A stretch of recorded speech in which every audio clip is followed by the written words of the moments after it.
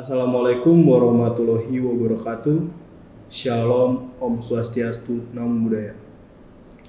Perkenalkan, nama saya Christopher Slabi. Saya mahasiswa Fakultas Hukum Universitas Tarumanagara.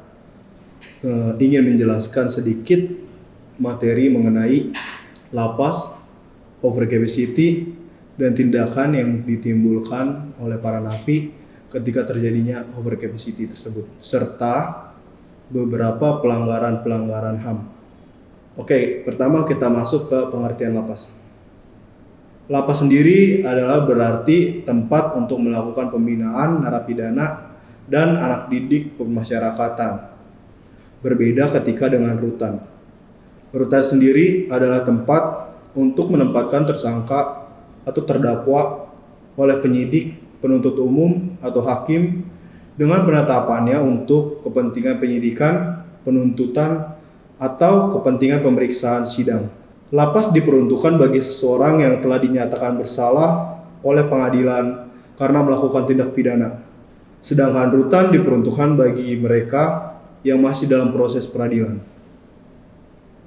Meskipun lapas dan rutan adalah dua institusi yang berbeda, namun di kedua tempat itu mempunyai kesamaan, yaitu sama-sama mempunyai kerawanan timbulnya konflik antara penghuni dengan penghuni.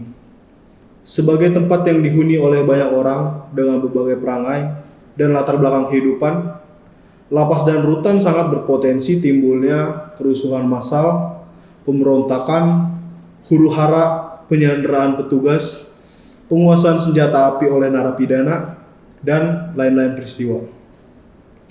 Sebagai bagian dari sistem peradilan, nampaknya pembinaan terhadap narapidana kurang mendapatkan perhatian dari pemerintah. Maraknya kasus overcapacity, pemberian fasilitas mewah kepada para napi, larinya penghuni, peredaran narkoba di lapas, penyiksaan napi oleh napi lainnya merupakan bukti bahwa persoalan hukum pelaksanaan pidana memang kurang mendapat perhatian. Tidaklah berlebihan apabila persoalan hukum pelaksanaan pidana sering disebut dengan istilah anak tiri dalam hukum pidana. Pemerintah dan para pakar hukum pidana sangat kurang memperhatikan persoalan pembinaan terhadap narapidana-narapidana ini. Padahal pembinaan terhadap narapidana adalah proses akhir dari tujuan sistem peradilan pidana. Secara teoretik, overcapacity juga dapat menimbulkan prisonization, seperti perampasan barang-barang sesama napi, pencurian di dalam kamar napi, perkelahian kelompok, perpeloncoan khususnya bagi napi yang baru masuk, pengelompokan berdasarkan kedaerahan, bahasa khusus untuk tidak mudah dikenali oleh orang luar, homoseksual, serta kode etik untuk saling melindungi rahasia sesama napi, dan lain sebagainya. Skies dengan pains of imprisonment theory mengatakan bahwa pada hakikatnya prisonisasi terbentuk sebagai respon terhadap masalah-masalah penyesuaian yang dimunculkan sebagai akibat pidana penjara itu sendiri dengan segala bentuk perampasan. Penyesuaian di sini sebagai meredakan rasa sakit terhadap penderitaan sebagai akibat perampasan, yakni hilangnya sesuatu yang biasanya dimiliki dan atau dinikmati oleh orang yang bebas, sehingga menimbulkan suatu penderitaan.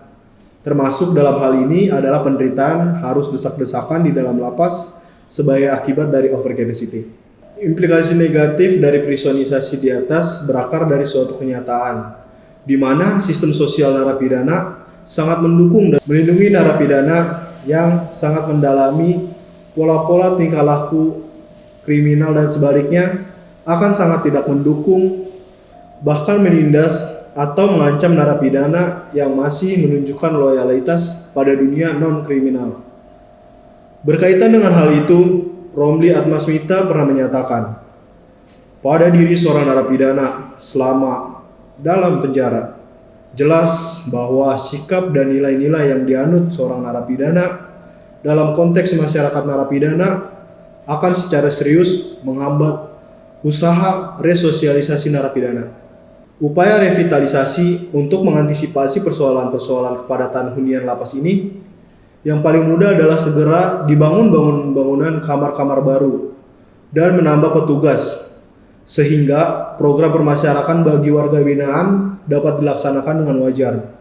Dalam hal ini tetap harus diingat agar warga binaan tidak boleh lebih betah tinggal di lapas atau rutan dibandingkan tinggal di rumahnya sendiri. Sebab jika demikian yang terjadi, maka proses pembinaan pada hakikatnya telah gagal. Dari sistem peradilan pidana, sebagai konsekuensinya dianut Integrated Criminal Justice System. Persoalan kepadatan hunian lapas yang mengancam keamanan itu seharusnya bukan hanya persoalan lembaga permasyarakatan saja, melainkan persoalan seluruh subsistem peradilan pidana, seperti penyidik, penuntut umum, dan hakim. Berikut tadi adalah penjelasan mengenai lapas beserta overcapacity dan yang ditimbulkan ketika terjadinya overcapacity. Pada kesempatan ini juga saya akan membahas terkait sanksi pidana mati. Ditinjau dari sejarah pemidanaan bahwa pidana mati itu lahir bersama-sama dengan lahirnya manusia di muka bumi ini. Dengan budaya hukum retalisme bagaikan serigala memakan serigala. Roslan Saleh mengatakan pidana mati merupakan jenis pidana yang terberat menurut hukum positif kita. Bagi kebanyakan negara, soal pidana mati itu tinggal mempunyai kultur historis.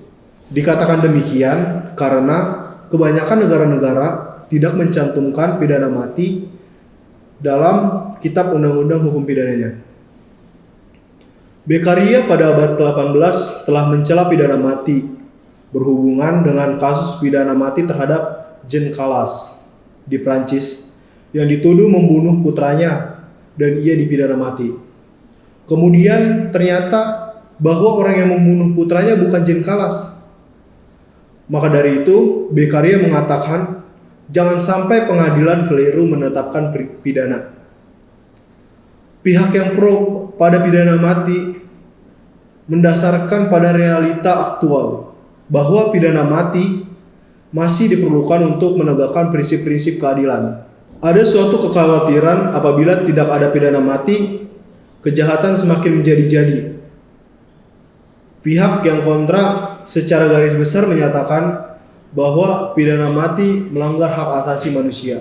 Wirjono Projodikoro di dalam bukunya yang berjudul Asas-asas Hukum Pidana di Indonesia mengemukakan tujuan menjatuhkan dan menjalankan hukuman mati selalu diarahkan kepada khalayak ramai agar mereka dengan ancaman hukuman mati akan takut melakukan perbuatan-perbuatan kejam yang akan mengakibatkan mereka dihukum mati. Berhubungan dengan inilah pada zaman dahulu hukuman mati dilaksanakan di muka umum. Lombroso dan Ngurvalo membela hukuman mati. Hal ini dikarenakan pidana mati merupakan alat yang mutlak harus ada pada masyarakat untuk melenyapkan individu yang tidak mungkin dapat diperbaiki lagi. Rambonet mengatakan bahwa adalah tugas pemerintah untuk mempertahankan ketertiban hukum, di mana mempertahankan ketertiban hukum itu dilakukan dengan pemidanaan, di mana apabila kejahatan yang dilakukan dirasa sudah sangat merugikan bagi kepentingan umum, maka pidana mati dapat dijalankan oleh pemerintah. Beccaria yang menentang pidana mati karena pidana mati bertentangan dengan kontrak sosial, karena hidup tidak dapat dihilangkan dengan sesuatu yang legal. Roslan Saleh mengemukakan bahwa orang semakin tahu betapa buruk pidana mati itu, sehingga dewasa ini banyak negara-negara beradab yang menghapuskan pidana mati.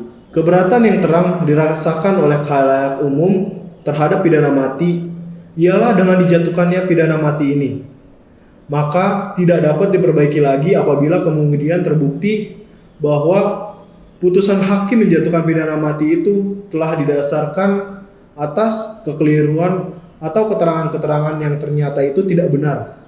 Argumentasi yang populer untuk membenarkan pidana mati adalah sebagai berikut. Lebih efektif daripada macam hukuman lain yang manapun, karena mempunyai efek deteren dalam kejahatan pembunuhan. Lebih hemat dari hukuman lainnya, Untuk mencegah tindakan publik mengadakan pengeroyokan terhadap penjahat itu, satu-satunya hukum yang dapat ditentukan dengan pasti karena pembunuhan yang dijatuhi hukuman seumur hidup sering mendapat pengampunan. Pasal 28 Undang-Undang Negara Republik Indonesia berbicara tentang hak untuk hidup, hak untuk tidak disiksa, hak untuk kemerdekaan pikiran dan hati nurani, hak beragama, hak untuk tidak diperbudak, hak untuk dilakui sebagai pribadi di hadapan umum, dan hak untuk tidak dituntut atas dasar hukum yang berlaku surut adalah hak asasi manusia yang tidak dapat dikurangi dalam keadaan apapun. Dari pasal ini kita bisa jadikan sebagai salah satu argumen untuk menentang sanksi pidana mati yang masih berlaku khususnya di negara kita Indonesia. Berikut adalah pelaksanaan pidana mati di Indonesia. Di Indonesia, tata cara pelaksanaan pidana mati dalam Kitab Undang-Undang Hukum Pidana hanya diatur dalam satu pasal saja, yaitu pasal 11. Pelaksanaan pidana mati yang dijatuhkan oleh pengadilan di lingkungan peradilan umum atau peradilan militer dilakukan dengan ditembak sampai mati menurut ketentuan dalam dilakukan dengan ditembak sampai mati menurut ketentuan-ketentuan dalam Undang-Undang Nomor 2 Tahun 1964.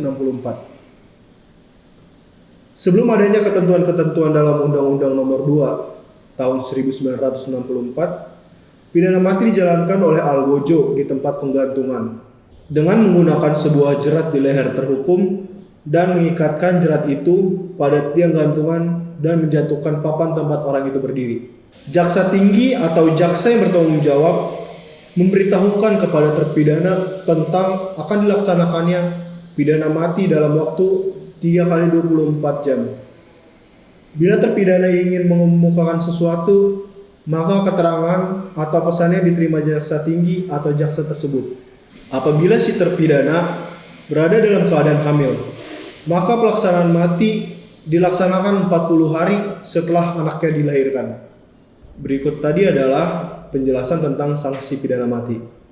Di video ini juga saya akan membahas mengenai pelanggaran-pelanggaran HAM berat. Oke, sebelumnya hak asasi manusia adalah seperangkat hak yang melekat pada hakikat dan keberadaan manusia sebagai makhluk Tuhan yang Maha Esa dan merupakan anugerahnya yang wajib dihormati, dijunjung tinggi, dan dilindungi oleh negara, hukum, pemerintah, dan setiap orang demi kehormatan serta perlindungan harkat dan martabat manusia. Dikatakan seseorang melanggar HAM ketika setiap perbuatan seseorang atau kelompok orang, termasuk aparat negara, baik disengaja maupun tidak disengaja, atau kelalaian secara melawan hukum, mengurangi, menghalangi, membatasi, dan atau mencabut hak asasi manusia seseorang atau kelompok orang yang dijamin oleh undang-undang tidak mendapatkan atau dikhawatirkan tidak akan memperoleh penyelesaian hukum yang adil dan benar berdasarkan mekanisme hukum yang berlaku. Yurisdiksi dari pengadilan HAM adalah untuk memeriksa dan memutus perkara pelanggaran HAM yang berat, yaitu kejahatan terhadap kemanusia dan kejahatan genosida. Pengadilan HAM juga mempunyai kewenangan untuk memutuskan tentang kompensasi, restitusi, dan rehabilitasi terhadap para korban pelanggaran HAM berat. Bentuk-bentuk pelanggaran HAM adalah kejahatan apartheid.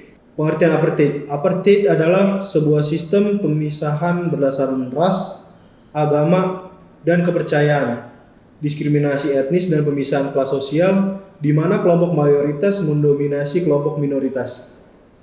Karakteristik yang muncul adalah pemisahan secara fisik serta wilayah setiap ras. Kemudian diskriminasi terhadap distribusi servis dan jasa publik. Apartheid memaksakan sebuah praktek yang mirip dengan perbudakan dalam berbagai bagian kehidupan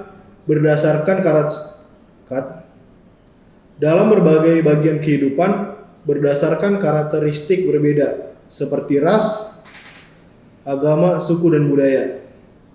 Apartheid adalah pelanggaran terhadap hak asasi manusia dan merupakan kejahatan internasional.